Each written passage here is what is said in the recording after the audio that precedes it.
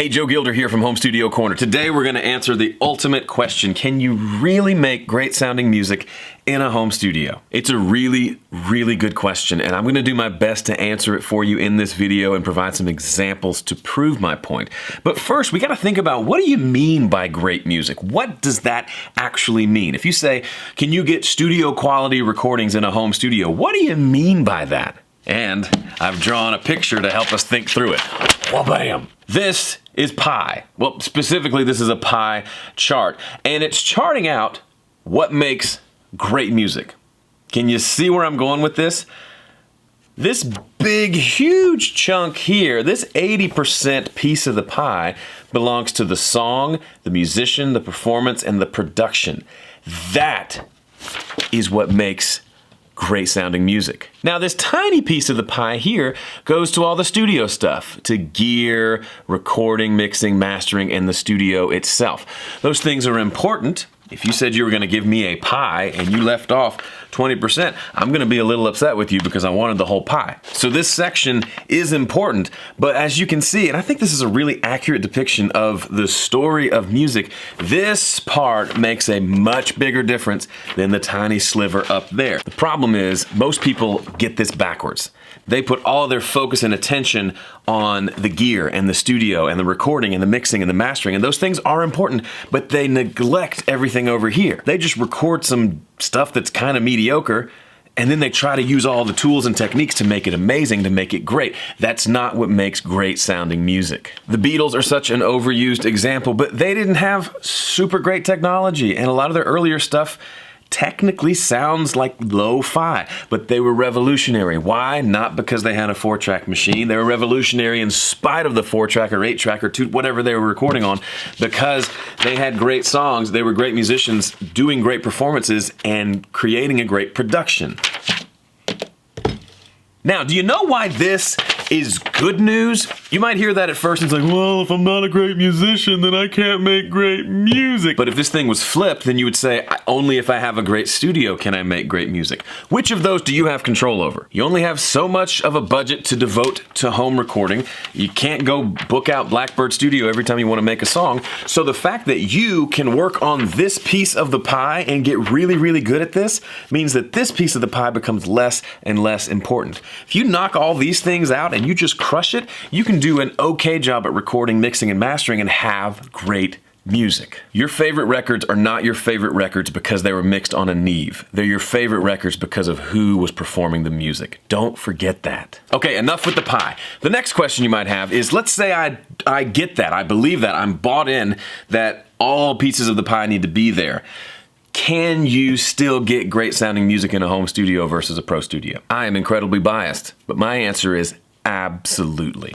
And let me show you. My latest EP was completely recorded, mixed, and mastered in this room. And this is just a big basement, okay? I've got some gobos, some treatment along the walls. There's no real bass traps. There's nothing. This was literally the way we bought this room. I just plopped my stuff down in there, and I made a record. So to demonstrate this, I'm not just gonna play you a couple of songs from the record. I'm actually gonna play you the raw iPhone recording of the song soon after I wrote them. So it's just me literally sitting down with the phone in front of me, playing guitar and singing, capturing the song. And then you're gonna hear it morph into the final version of the song.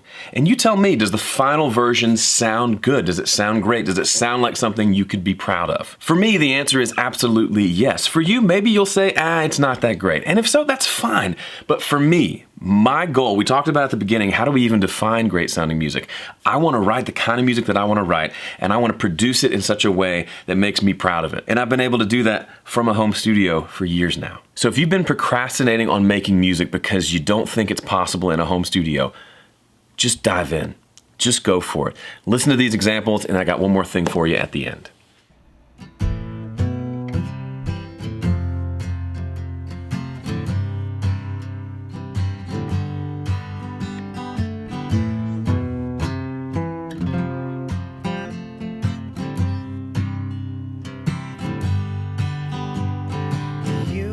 So much more than words upon the screen.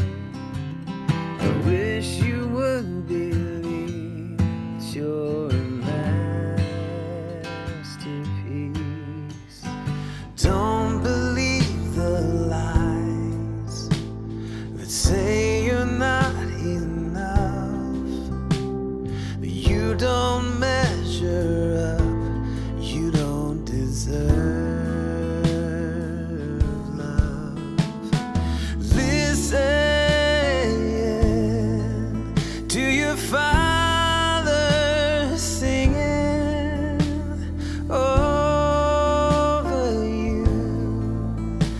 truth.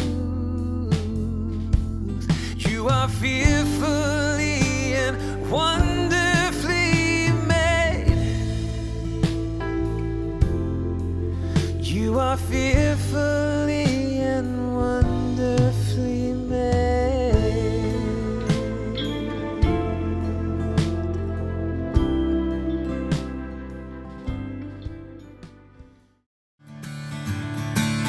The world is not the way it's supposed to be. Change is coming. Amen.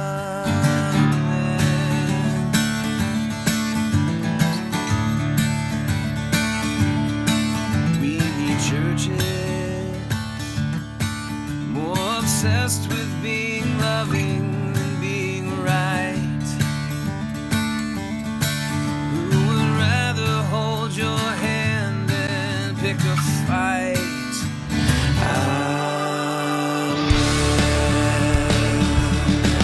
We need real men who don't see women as things that they can use, who wield their power to protect and not abuse.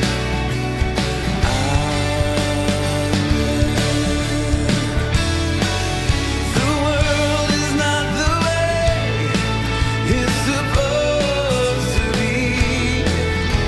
The change is coming. Amen. Hopefully I've done a good job of explaining how you absolutely can make great sounding music in your home studio. If you'd like to know how I made that EP in just 10 days, start to finish, go to homestudiocorner.com/formula. There's a 10-day EP formula that I used as my guideline to get that EP done from start to finish in just 10 days. Check it out, homestudiocorner.com/formula. Thanks for watching. See you in the next one.